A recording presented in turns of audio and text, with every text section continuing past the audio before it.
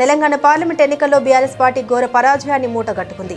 17 parliament స్థానాల్లో ఒక్క seat కూడా గెలవలేకపోయింది. కాంగ్రెస్ 8 స్థానాలు, బీజేపీ 8 స్థానాలు గెలవగా ఎంఐఎం ఒక సీటు సాధించింది. 10 ఏళ్ల పాటు పాలనలో ఉన్న బీఆర్ఎస్ కి ఈ పరాజయం పెద్ద దెబ్బ. ఇంతటి ఘోర పరాభవానికి పలు కారణాలు ఉన్నాయి.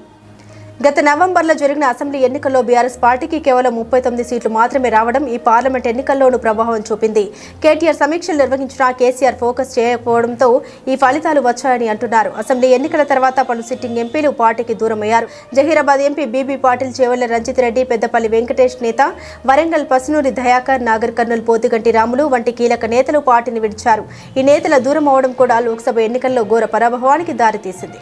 అభ్యర్థుల ఎంపికలో బీఆర్ఎస్ పొరపాట్లు చేసింది. చివరి క్షణంలో కొత్త అభ్యర్థుల్ని తెరపైకి తేవడం, వారికి క్షేత్రస్థాయిలో పట్టు లేకపోవడం పార్టీ కుంపముంచింది. కేడర్ను సమయత్తం చేయకపోవడం కూడా ఒక ప్రధాన కారణం. కింది స్థాయి కార్యకర్తలను సమయత్తం చేయడంలో విఫలమైన బీఆర్ఎస్ కి వ్యతిరేక ఫలితాలు వచ్చాయి. బీఆర్ఎస్ అధినేత కేసీఆర్ చేపట్టిన బస్సు యాత్ర, కీలక నేతలు కేటీఆర్, హరీష్ రావులు చేసిన రోడ్ షోలు మినహా నియోజకవర్గ స్థాయి నాయకులు ప్రాధాన్యం ఇవ్వకపోవడం కూడా ఈ ఫలితాలకు కారణమైంది. మొత్తం మీద బీఆర్ఎస్ పార్టీకి ఈ పార్లమెంట్ ఎన్నికలు పెద్ద పాఠం నేర్పాయి. అభ్యర్థుల ఎంపిక, కేడర్ సమయత్తం, నాయకత్వం తదితర అంశాల్లో మార్పులు తీసుకురావాల్సిన అవసరం ఉందని రాజకీయ విశ్లేషకులు అభిప్రాయపడుతున్నారు. మరిన్ని అప్డేట్స్ కోసం మా ఛానల్ ని సబ్స్క్రైబ్ చేయండి.